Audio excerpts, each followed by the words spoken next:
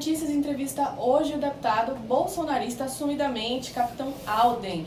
Ele teve uma ação muito ativa durante a pandemia da Covid aqui na Bahia e também é conhecido pela luta, pelo embate contra o governo do estado, faz uma oposição forte ao governador Rui Costa, principalmente no que diz respeito à investigação da questão dos respiradores durante a pandemia da Covid. Deputado, bem-vindo ao Ver Notícias, é seu primeiro mandato.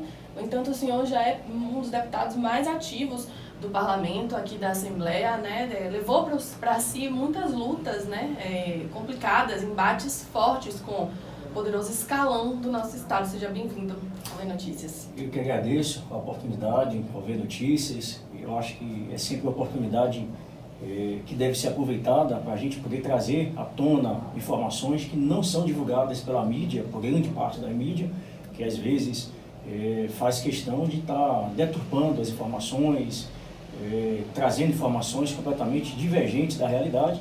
Então, mais uma vez, eu parabenizo pelo espaço e pela oportunidade de poder falar um pouco a respeito dos temas polêmicos que vamos tratar aqui no dia de hoje.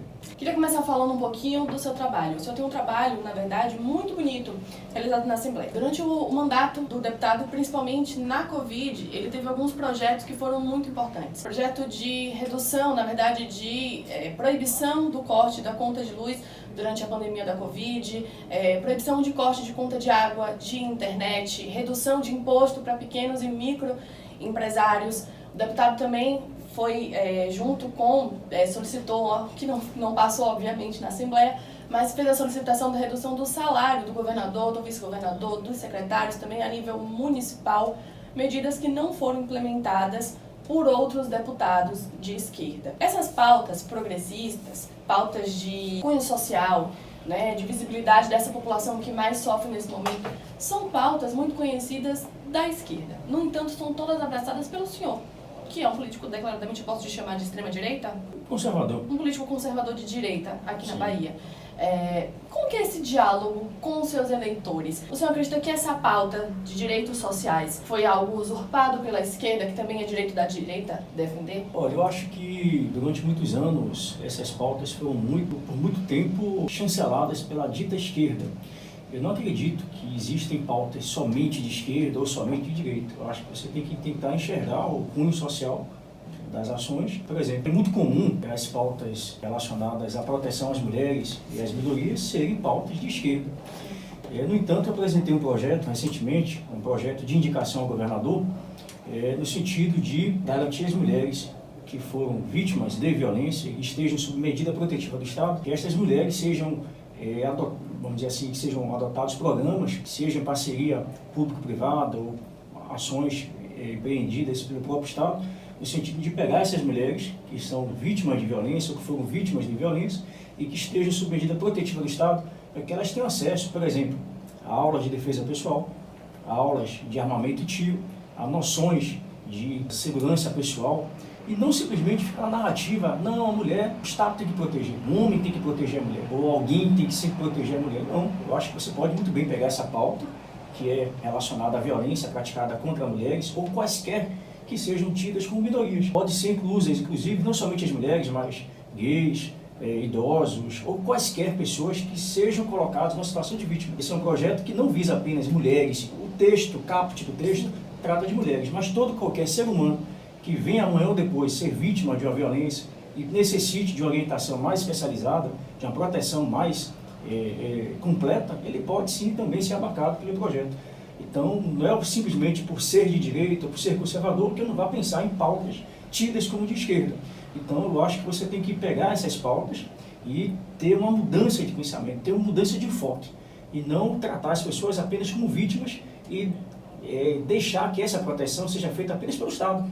Eu acho que o discurso tem que ser, olha, você é vítima, ou você foi vítima, mas você pode e deve também aprender a se defender, porque o Estado, ele não pode lhe proteger 24 horas por dia. Sim. Por mais que você diga, não sou a favor das armas de fogo, quem tem que ter arma de fogo é a polícia, que ela é devidamente preparada, treinada para isso. Mas eu acho e entendo que a gente pode sim, na ausência do Estado, fazer com que essas pessoas possam também, na ausência do Estado ou no retardo do Estado, aprender a se defender. Então, embora sejam pautas progressistas, sejam pautas de esquerda, ou sejam pautas populistas, Eu acho que a gente precisa dar uma ressignificância a essas pautas e entender que a direita não pensa apenas e tão somente na economia, não pensa apenas e tão somente na segurança, em temas que até então não tinham nada a ver com o social. Então, eu acho que a gente pode sim tratar com esse viés social e dar um encaminhamento mais adequado para cada pauta. Não simplesmente ficar naquele binômio direita e esquerda e não cuidar daquilo que tem que ser cuidado. Vamos falar de política, deputado? Vamos. Primeiro, eu queria começar falando com o senhor é do PSL, e a gente está tendo uma conversa do presidente Bolsonaro poder ir para o PP, que aqui na Bahia ocupa a base do governador Rui Costa. Como que o senhor fica nesse sentido? Bom, política nacional e baiana ela é complexa. Infelizmente, no Brasil, para você sair candidato, você tem que estar afiliado a algum partido.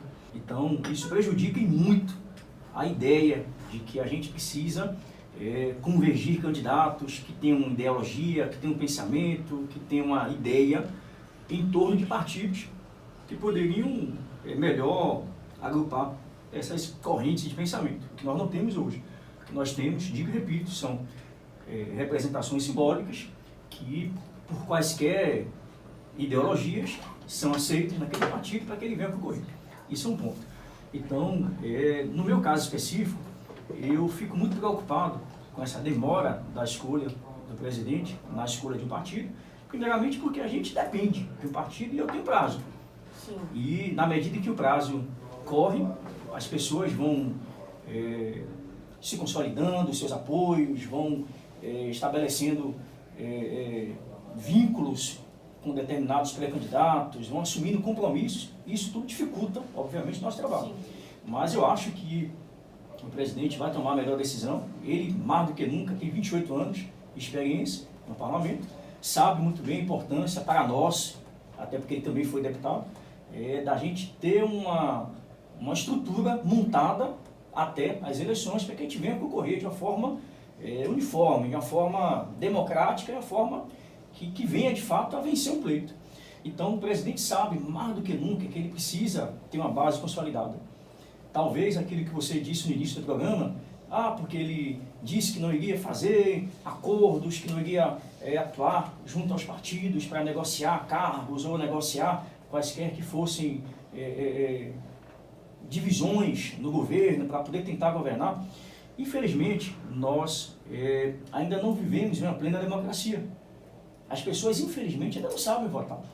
A maioria das pessoas, infelizmente, no país, votam simplesmente, não por ideologia ou por acreditar naquele candidato, mas votam simplesmente porque ela troca o seu voto por um botijão de gás, por um vale-ticket, por um vale-refeição, ou por quaisquer promessas que às vezes nem sequer são pagas. Então, a gente precisa entender que nós não atingimos ainda a plena democracia. E outra, nós mudamos o presidente da República com muito custo, com muito esforço, de forma legítima, mas não mudamos todo o seu sistema, não mudamos todas as estruturas que compõem um governo e os vários poderes que existem no país. Então, não é só mudar o presidente que você vai mudar as estruturas. As estruturas precisam ser mudadas. As pessoas precisam ser mudadas. Eu concordo, mas deputado, não, por favor, o senhor é bom de papo. Eu quero saber se o senhor vai apoiar o PP se o presidente for para o PP, porque o PP aqui é da base do governador Rui Costa. Pronto. Em cada estado, as siglas têm arrumações que podem divergir do presidente. É possível que aconteça, inclusive, de o PP nacional apoiar o presidente e o PP estadual não apoiar. Sim. Se é a pergunta que foi nesse sentido. Então, a decisão de ir para o partido do presidente vai além de estar no partido com o presidente. Eu sempre sinalizei que estaria com o presidente para onde ele fosse, que estaria apoiando o presidente. O fato de estar apoiando o presidente não significa que o senhor vai trocar não de necessariamente deva estar no mesmo partido que o dele. Sim. Até porque eu tenho que pensar de maneira estratégica. Claro. Por quê? Vamos imaginar. Hoje aqui do PP, na Bahia, eu tenho 4 deputados eleitos. Sim. Todos os 4 deputados foram eleitos com mais de 100 mil votos. Então nós temos estrutura, nós temos recursos, nós temos condições de ter mais de 100 mil votos para disputar um desses cargos que estarão disponibilizados para o partido. Então, o presidente ele sabe da importância de ter uma base de apoio a ele, lá em cima, apoiando as pautas, apoiando os projetos de interesse da nação, do próprio governo. Então, o mais importante é você ter candidatos que tenham condições de concorrer a uma eleição, independente do partido, que ele venha concorrer, mas que esteja alinhado com o presidente e possa votar na hora que ele precisa votar. Então, de antemão, no cenário atual, a gente está aguardando a decisão do presidente e se daqui até lá, a depender das configurações que forem formadas, a depender do cenário político, se ela for favorável para que eu vá para esse partido e lá seja eleito, eu irei. Se não, irei buscar um outro partido que esteja alinhado ideologicamente. É difícil achar no país um partido que tenha os mesmos princípios, ideias e ideologias que a gente acredita e confia, mas hoje, como eu disse, o Brasil não está ainda maduro o suficiente para entender que aquele partido reflete especificamente as suas orientações ideológicas. Nós tentamos formar o Partido Aliança, que seria um partido genuinamente criado, pensado para as ideias conservadoras, mas não saiu por uma série de dificuldades. Então as pessoas precisam entender que caso eu venha tomar uma decisão futura de não ir para o partido, ou de ir para o PP, ou de ir para o PP, não significa que você está apoiando o Rui Costa. Não, absolutamente. Você vai para o federal? Agora, eu acho que a gente tem que pensar de uma forma. Com certeza, o fato do presidente Bolsonaro vindo a estar no PP, para a base do governo, aquele estado vai ser ótimo. Porque grande parte das pessoas, dos baianos, que votam no presidente, vão votar na legenda do presidente. Então isso, de uma forma ou de outra, vai favorecer na legenda, no quociente eleitoral. Isso certamente vai nos dar uma dificuldade maior, até mesmo de ocupar mais cadeiras. Eles serão, de uma forma direta ou indireta, beneficiados com isso. Então vejo com preocupação esse aspecto, mas eu acho que a direita precisa se organizar, analisar esse cenário de uma forma mais tranquila, mais estratégica e ocupar os espaços. Não, na Bahia eu acho que vai ficar muito complicado para vocês desvincular a imagem do PP de João Leão indo para o PP com o Bolsonaro, porque a gente está falando da Bahia, né? A gente não está falando nacional. Então, realmente, para vocês vai ficar complicado. O senhor pretende ir para federal? Nós estamos trabalhando com esse foco. Nesse momento, a gente tem feito articulações, tem feito contatos, conversas, no sentido de ir para federal. Eu acho que a gente pode contribuir muito mais, estando ao lado do presidente, apoiando o presidente, considerando que as pessoas que nós confiamos, que poderiam estar protegendo o presidente, apoiando o presidente, o traiu, ou traiu as suas convicções ideológicas. Quem são essas pessoas, deputado? A exemplo da Anne Pimentel, todos nós conhecemos. Eu, inclusive, trabalhei para ela muito fortemente para conseguir votos com ela, e hoje é declaradamente uma pessoa que não seguiu as linhas conservadoras, as pautas que ela jogou a defender. Então, eu acho que a gente precisa ter uma representação na Bahia. De 39 deputados federais, nenhum deles, obviamente, embora alguns estejam efetivamente no quadro de apoio ao presidente, mas nenhum deles, efetivamente, seguem 100% aquilo que o presidente pode se declarar, mas na essência não defende as mesmas bandeiras que nós defendemos. E que nós precisamos hoje não são pessoas que se digam ou se declarem bolsonaristas, mas que de fato defendam as pautas que o presidente defende. ACM Neto e João Roma, quem o senhor vai apoiar? Olha, eu vou apoiar aquele que o presidente definiu, que deve caber o apoio. Eu acho que o presidente tem pensado estrategicamente na Bahia. A Bahia ela é um estado importante no processo eleitoral, considerando a pujança de eleitores que nós temos. Somos, se não me engano, o 4º colégio eleitoral do Brasil. Então, a Bahia tem o seu papel de importância nesse cenário de eleição. Então, eu acredito que, uma vez definido o candidato, sendo João Roma, ele vai mexer a máquina, de alguma maneira vai tentar trabalhar para que a gente tenha condições de, efetivamente, de partir para uma disputa à altura daquilo que se espera de um pré-candidato ao governo. Para a gente encerrar, eu queria falar com o senhor sobre um assunto relacionado à CPI. Outra CPI, uma CPI que está ocorrendo no Rio Grande do Norte. O senhor tentou abrir uma CPI aqui na Assembleia Legislativa para investigar o consórcio Nordeste e a questão dos respiradores, né? O montante que foi gasto em respiradores no início da pandemia. Para quem está assistindo e não lembra, esses respiradores nunca foram entregues. Foi aberta uma investigação para ver quem são os verdadeiros culpados desses desvios desses respiradores. Como é que está essa questão, deputado? O senhor foi para o Rio Grande do Norte, o senhor tem acompanhado essa CPI de perto, mesmo sendo da Bahia, e o senhor também não conseguiu a abertura dessa CPI aqui na Bahia para investigar o governo, que é quem o senhor defende, não é isso? Que é o culpado pelo não entrega desses respiradores. Negativo. Todas as picadinhas para não sofrer sanções na rede, né, todos os instrumentos que hoje estão colaborando, contribuindo para salvar vidas, foram entregues pelo governo federal. Já foram mais de 300 milhões de doses distribuídas. Então, esse feito é, sim, do governo federal. Aliás, é importante a gente aproveitar o momento do bate-papo e fazer um recorte, que muitos atribuem a demora da distribuição desses insumos à culpa exclusiva do presidente. Só que poucos, aliás, quase ninguém da mídia tradicional, falam que houve lá atrás a mesma coisa que aconteceu aqui na Bahia. Todos os contratos que estavam sendo celebrados pelas indústrias farmacêuticas que estavam produzindo esses insumos não queriam nenhum tipo de responsabilização em caso de eventuais mortes ou em caso de eventuais consequências na administração desses insumos. Então é muito fácil você impor goela abaixo as suas condições, as suas regras, já que somente você tem aquele insumo. Então não, vou vender por X valor e só vai ser dessa forma e eu só vou aceitar vender se eu não for responsabilizado penalmente, criminalmente, administrativamente por eventuais mortes ou consequências que possam advir. Muito bom nesse tipo de contrato. Mas foi assim que começou, por gentileza. Deixa eu só completar o raciocínio, vou tentar ser bem objetivo, bem rápido. Tá. Porque isso tem a ver com o Eu consórcio queria Nordeste. muito saber da Mas CPI. isso tem a Eu queria ver. saber, especialmente, se o senhor acredita que houve desvio nos respiradores feito pelo consórcio Nordeste e o senhor acredita que essa culpa é do governador Rui Costa, que na época presidia. Pronto.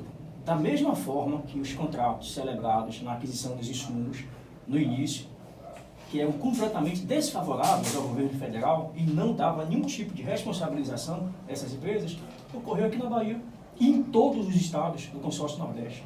Foram 9 estados que criaram o chamado consórcio Nordeste. E olha que interessante, o consórcio, de maneira de gestão, é algo maravilhoso. A proposta do consórcio é algo fantástico. Vamos nos juntar em um grupo de estados, já que temos o mesmo interesse, que é comprar respiradores, comprar insumos, comprar máscaras. Se nós comprarmos todos juntos, na maior quantidade, menor o preço, maior quantidade de produtos em menor tempo. Eu vou pagar uma mesma taxa, uma única taxa para o transporte, uma única taxa para poder pagar, enfim, taxas administrativas. Então, a proposta inicial do consórcio Nordeste era essa: comprar mais rápido, numa maior quantidade e um preço mais barato. E nós não vimos nada disso. Todas as compras que foram realizadas pelo consórcio Nordeste foram superfaturadas. Especificamente na compra dos respiradores, 300 respiradores da empresa Hempcare, ela só tinha 9 meses de criada. Ela só tinha emitido 2 notas fiscais. O patrimônio registrado da empresa era de R$100 mil. E, no entanto, o contrato que ela fez foi de 48 milhões de reais. Quer dizer, não havia no contrato nenhum tipo de garantia de que essa empresa pudesse entregar os produtos. E pior, nem sequer registra na Anvisa a empresa que ela intermediava o pagamento e intermediava a indústria que iria produzir esses eventuais respiradores. Pasmem, a indústria que iria fabricar os respiradores sequer tinha registro na Anvisa. A Hempcare nunca tinha feito nenhum tipo de contrato dessa natureza, envolvendo respiradores. Pelo contrário, ela fabricava, negociava insumos de maconha. O que nós temos hoje, de forma concreta, e isso foi obtido através da CPI do consórcio Nordeste, através do seu presidente, o deputado Kelps, que há mais de 2 anos vem trabalhando, juntando provas, juntando materiais, e hoje nós conseguimos, de uma maneira muito clara, determinar possíveis culpados. Quem são esses culpados? Bom, o decurso da investigação tem levado informações que levam a crer, pelas denúncias que foram feitas, pelos inquéritos que já foram feitos, pelas delações que já foram feitas, relacionadas, e principalmente pelo Tribunal de Contas do nosso Estado. Vamos fazer um paralelo. O Tribunal de Contas do Estado da Bahia remeteu há alguns dias o relatório da prestação de contas do ano de 2020, do governo Rui Costa. E dentro dessas contas, que são um mundo de compras, um mundo de transações, um mundo de operações que foram realizadas nas contas de 2020, dentre elas, as compras realizadas pelo consórcio Nordeste. E o próprio Tribunal de Contas, diferentemente do que alguns parlamentares citaram no momento que eu fiz a proposição da CPI, no momento que eu utilizava a plenária para falar, inclusive, dos possíveis das possíveis irregularidades dos hospitais de Riverside, Hospital Metropolitano e outras empresas que eu denunciei, dizendo que eu fazia fake news, que eu criava informações falsas, que eu estava simplesmente batendo no governador por bater, que eu estava criando informações contra o secretário sem poder provar. E o TCE acabou de fazer isso. No momento que ele encaminhou os relatórios da prestação de contas de 2020 do governo Rui Costa, todos os conselheiros do Tribunal de Contas do Estado da Bahia foram unânimes em dizer que todas as compras relativas à aquisição dos respiradores que foram pagas de forma antecipada não obedeceram os principais pré-requisitos, tais como transparência. Nenhuma das compras, ou a maioria das compras, não foram postadas nas redes sociais, nos portais de transparência, nos portais que dariam visibilidade a essas compras.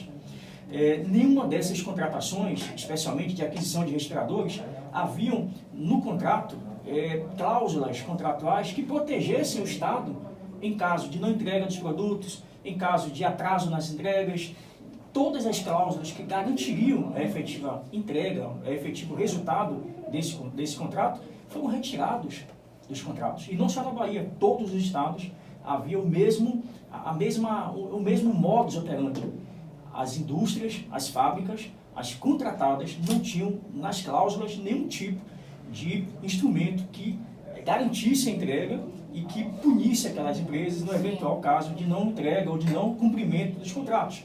Uma outra questão que ficou comprovado, isso está comprovado no relatório do TCI, da CPI, do Consórcio Nordeste. Os 48 milhões de reais que foram pagos de forma antecipada pelo consórcio, 24 milhões eram somente para pagar propina. A Ripcare foi criada especificamente para pagar propina para as pessoas que estavam diretamente envolvidas no consórcio. E essas pessoas, segundo foi apurado até o presente momento, o Bruno Dauster, que estava aqui na Casa Civil do governo Rui Costa, o Carlos Gabas, que inclusive foi o maior gerente dessas operações, e segundo apurações que foram feitas tanto pela CPI, no caso das propinas, de alguma maneira ou de outra, o governador Rui Costa, de alguma maneira ou de outra, pode e deve ser responsabilizado. O relatório deve ser finalizado até dezembro e possivelmente, certamente, as provas que foram correlacionadas poderão indicar no indiciamento junto à PGR do governador Rui Costa como presidente do consórcio. O próprio Tribunal de Contas do Estado, ao citar todos os possíveis irregularidades na compra e na aquisição de respiradores, direciona a culpa para o governador Rui Costa, porque ele estava, não como governador, mas como presidente do consórcio, e ele, de uma forma direta, permitiu que os alertas, as recomendações do TCE não fossem cumpridas. E os próprios conselheiros disseram, foi um mar de 80 recomendações, não sei quantos alertas, não sei quantos, tem isso tudo pontuado, e o governador não cumpriu nenhuma, no que tange a publicação das notas fiscais, no que tange a verificação da capacidade de entrega da empresa, não teve cuidado da escolha dessas empresas para fazer entrega. Então tudo isso é algo importante. E aí você fala, eu dei entrada no pedido de CPI, isso foi em março, se eu não me engano, em março. Quando nós demos entrada no pedido de CPI, nós não tínhamos esses elementos comprobatórios que hoje nós temos. Quando eu fiz o pedido de CPI, foi mais e principalmente por conta de do primeiro contrato da Ocean 26, essa empresa que atua na Califórnia, e quando eu analisei o contrato da Ocean 26, ela tinha elementos idênticos ao da Ripcare. A sede da empresa não existia. Você consulta o endereço, não existia essa empresa. Não havia contratos. No contrato, itens que garantissem a entrega. A empresa, o patrimônio da empresa não era condizente com o montante, o valor do contrato, com 150 milhões de reais. No mesmo dia que eu fiz a denúncia dessa irregularidade, o governador do estado, 3 horas depois, suspendeu a compra disso. Então, o que vai acontecer? Eu já solicitei ao deputado Kelps que ele venha à Bahia, esse pedido foi atendido, e antes da entrega final do relatório, ainda em novembro, ele virá à Bahia, juntamente com outros membros da CPI. Nós iremos convidar todos os deputados de oposição da Assembleia Legislativa e aqueles outros da bancada do governo que assim tenham interesse em também assistir, para que assistam ou que ouçam parte do relatório que que será entregue em dezembro para a Procuradoria-Geral do Estado. Então, eu acredito que se os deputados estaduais, tanto da oposição quanto da base do governo, tiverem acesso aos documentos que eu tive acesso, esses documentos sigilosos, eu não tenho dúvidas de que os deputados, uma vez tomando ciência dessas documentações, provando ou restando improvado possíveis indícios de irregularidade, eles não terão outro caminho a não ser, de fato, abrir uma CPI para apurar os desdobramentos de outros contratos. Então isso é grave. Então não posso simplesmente atribuir à pandemia, não, coitado, eu não tive tempo, mas foram erros muito graves e que podem ter resultado, sim, na morte de pessoas, de vidas humanas, e não pode, a respeito de uma pandemia, simplesmente passar a mão no gestor, na cabeça do gestor, alegando o desconhecimento, um momento atípico pandêmico. Até porque vários outros estados, fora do Nordeste, também vivenciaram o mesmo problema e não tivemos tantos casos de roubos, até o momento, como foi identificado aqui pelo Consórcio Nordeste. Quero encerrar essa entrevista fazendo uma última pergunta para o senhor. Há pouco tempo, o senhor foi afastado pela Comissão de Ética da Assembleia Legislativa, porque o senhor fez uma acusação de que os deputados, seus colegas, teriam recebido propina da Prefeitura de Salvador. O senhor cumpriu sua decisão, foi afastado, chegou a pedir desculpas. O senhor se arrepende dessa declaração, deputado? Olha, vamos fazer aqui um breve contexto do que aconteceu naquela transmissão que eu fiz. Foi uma transmissão de mais de 1 hora de vídeo, uma transmissão ao vivo, e nessa transmissão ao vivo eu respondi diversas perguntas.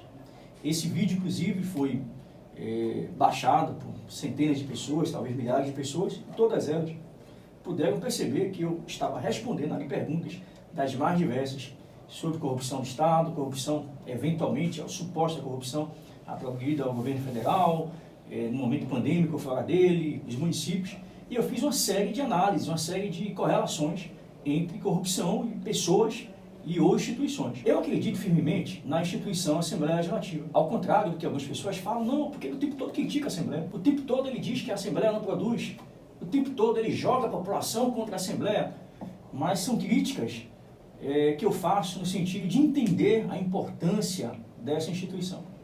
Não pode uma Assembleia Legislativa, no meu ponto de vista, recebe aí recursos na ordem de quase R$1 bilhão anualmente, não produzir da forma que eu entendo que poderia produzir. Eu acho que a gente poderia produzir muito mais. Enquanto a gente fala de temáticas que às vezes não tem nada a ver com problemas da população, se perde muito tempo com discussões, com temáticas que nada vão ajudar o contribuinte, fala muito em discursos inflamados do governo federal e pouco se discute sobre a Bahia. Sim.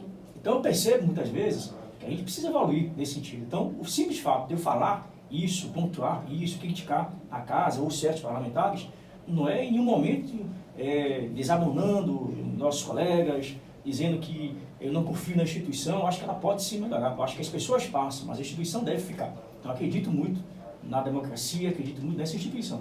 Então, eu acredito firmemente que, embora eu tenha cumprido a minha sanção de 30 dias, eu não tenho dúvidas que o peso dessa decisão em me punir não foi tanto pelo que eu disse nessa live. E quem diz isso não sou eu, é o próprio presidente, aliás, o próprio líder do governo, Rosenberg Pinto.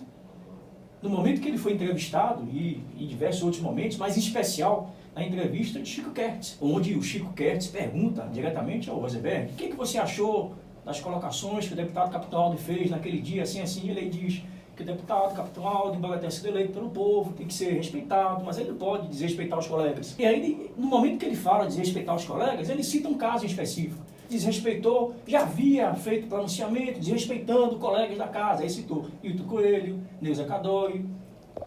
Mas, quando ele diz isso, ele não explica para a população que está em casa qual era essa minha, entre aspas, reincidência. Aí ele atacou os colegas, já havia feito colocações similares. Mas qual foi a colocação que eu fiz? Simples. Esses parlamentares que foram citados nominalmente pelo próprio deputado, Rosenberg Pinto, chamaram o presidente de genocida. É crime previsto na Lei de Segurança Nacional. Está vigente. Pode ser contra, pode ser excessiva a possível aplicação, mas está vigente. Então você, enquanto chefe de Estado, você tem que ser respeitado, independente da ideologia. Eu nunca chamei o presidente, o ex-presidente Lula, de genocida ou de qualquer outro termo pejorativo enquanto chefe de Estado. Acho que tem que haver um respeito.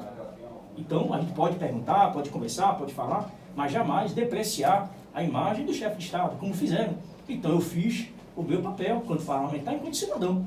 Oficiei ao Ministério Público um possível cometimento de crime previsto na lei tal, e cabe ao Ministério Público Federal apurar, ou a própria Polícia Federal apurar, Então, se essa houve ou não. denúncia existe contra esses deputados? Eu fiz a notícia crime, não sei se o Ministério Público deu encaminhamento, mas a notícia crime foi feita. Que seria um pagamento de propina da prefeitura, é isso? Não, estou me referindo à notícia crime de chamar o presidente ou genocida, certo. Eu estou contando isso por conta da fala do Rosenberg. Certo. Estou contextualizando que a minha punição não se deu em função do que eu falei nessa live, mas por conta do que o próprio Rosenberg descreve as minhas ações, porque eu teria supostamente ofendido parlamentares da casa nessa notícia crime. Mesmo sendo, Segundo, porque a sua crítica foi diretamente ligada a deputados de oposição, né? Deputados da base na época prefeito Assemineto, do atual prefeito Bruno Rizzo. Então, mesmo as suas críticas sendo direcionadas, né, a sua fala ter ofendido diretamente esses deputados que são de oposição ao governo,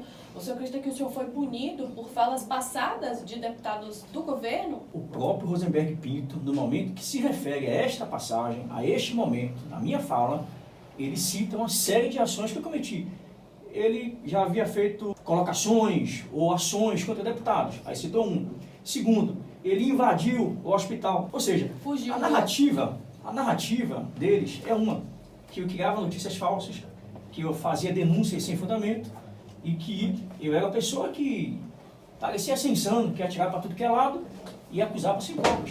Então, o que eu estou tentando demonstrar, o resultado desse processo se deu em função não por aquilo que eu disse, mas porque encontraram uma forma, um caminho de tentar intimidar a atuação de parlamentar que tem atuado de maneira sistemática na busca da verdade e na tentativa de trazer à tona informações que as pessoas não querem discutir.